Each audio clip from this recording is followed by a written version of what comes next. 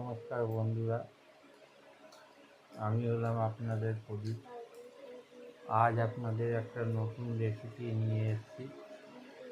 রেসিপিটির নাম হলো টমেটোমের চাটনি। এই ভিডিওটা ভালো লাগলে লাইক ও শেয়ার করবেন।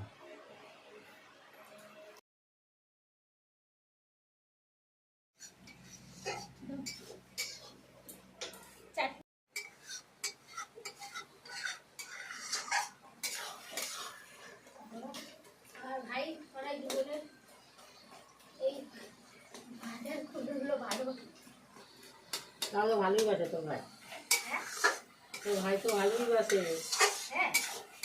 যে কদিন মা আছে বিয়ে থা না পারে।